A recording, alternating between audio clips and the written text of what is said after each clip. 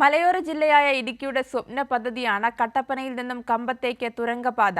ജില്ലയുടെ വികസനത്തെ മുന്നോട്ട് നയിക്കുന്ന പദ്ധതിക്ക് ബജറ്റിൽ സാധ്യതാ പഠനത്തിനായി 10 കോടി രൂപ വകയിരുത്തിയതിന്റെ സന്തോഷത്തിലാണ് മലയോര ജനത.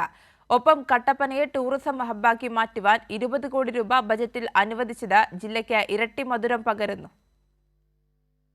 മലയോര ജനതയുടെ സ്വപ്ന പദ്ധതി യാഥാർത്ഥ്യമാകുന്നതോടെ ഹൈറേഞ്ചിന്റെ ടൂറിസം മേഖലയ്ക്കും സുഗന്ധവ്യഞ്ജനങ്ങൾ ഉൾപ്പെടെ ചരക്ക് ഗതാഗത രംഗത്തും കുതിച്ചുചാട്ടമുണ്ടാക്കാൻ കഴിയുന്ന പദ്ധതി കൂടിയായി തുരങ്കപാത മാറും. ഇതോടൊപ്പം തന്നെ തമിഴ്നാട്ടിൽ നിന്നും എത്തുന്ന വിനോദസഞ്ചാരികൾക്കും ശബരിമല തീർത്ഥാടകർക്കും ഏറെ സഹായമാകുന്ന ഒന്നാണ് കട്ടപ്പനയിൽ നിന്നും കമ്പത്തേക്കുള്ള തുരങ്കപാത. മൂന്നാർ, തേക്കടി, വാഗമൺ, ഇടുക്കി ടൂറിസം കേന്ദ്രങ്ങളുടെ വളർച്ചയ്ക്കും തുരങ്കപാത വലിയ കുതിപ്പേകും. കട്ടപ്പന പാറക്കടവ് മുതൽ കമ്പം 1-ാം വളവ് വരെ ഭൂഗർഭപാത നിർമ്മിച്ചാൽ 12 കിലോമീറ്റർ ദൂരമാണുള്ളത്. സമുദ്രനിരപ്പിൽ നിന്നും 490 മീറ്റർ മാത്രം ഉയരത്തിലാണ് കമ്പം ടൗൺ നിൽക്കുന്നത്. കട്ടപ്പന നഗരം 870 മീറ്റർ ഉയരത്തിലാണുള്ളത്. കമ്പവും കട്ടപ്പനയും തമ്മിൽ ഉയരവ്യത്യാസം 270 മീറ്റർ മാത്രമാണ്. 100 മീറ്റർ പാത നിർമ്മിക്കുമ്പോൾ 5 വരെ ചെരിവുണ്ടാകും എന്നതാണ് നിർമ്മാണത്തിന്റെ അന്തർദേശീയ മാനദണ്ഡം. കമ്പം തുരങ്കപാത നിർമ്മിച്ചാൽ 2.25 മീറ്റർ ചെരിവ് മാത്രമേ ഉണ്ടാവൂ. നിലവിൽ കട്ടപ്പനയിൽ നിന്നും കമ്പത്തെത്താൻ 40 കിലോമീറ്റർ ദൂരമാണുള്ളത്. വയനാട് നിർമ്മാണം നടത്തുന്ന തുരങ്കപാതയുടെ മാതൃകയിൽ കട്ടപ്പന കമ്പം പാത നിർമ്മിക്കാൻ കഴിഞ്ഞാൽ ഹൈറേഞ്ചിന്റെ വികസന സാധ്യതകൾ വൻതോതിൽ ഉയരും.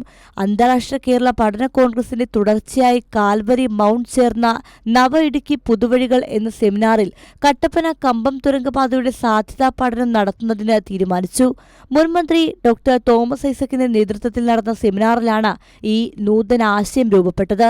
ഇതോടൊപ്പം ജില്ലയുടെ വികസന സാധ്യതകൾ ബഹുദൂരം മുന്നോട്ട് നയിക്കാൻ അന്തർ സംസ്ഥാന ഭൂഗർഭ നിർമ്മാണത്തിന് CPM ജില്ലാ സെക്രട്ടറി CV വർഗീസ് രക്ഷാധികാരിയും റോമിയോ സെബാസ്റ്റ്യൻ ഉപരക്ഷാധികാരിയും ജെയിൻ അഗസ്റ്റിൻ ചെയർമാനും സിബി കൊല്ലംകുടിയിൽ സെക്രട്ടറിയായും രൂപീകരിച്ച ഇടുക്കി ഗ്രീൻ ടൂറിസം കമ്പനിയുടെ നേതൃത്വത്തിലാണ് സാധ്യതാ പഠനം നടത്തിയത്.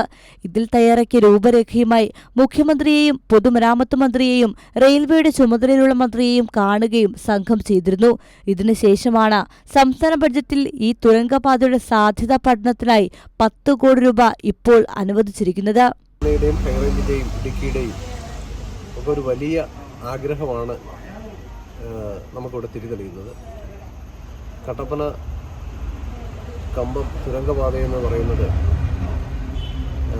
വലിയ സാധ്യതകൾ തുറന്നു തരുന്ന ഒരു മേഖലയാണ്.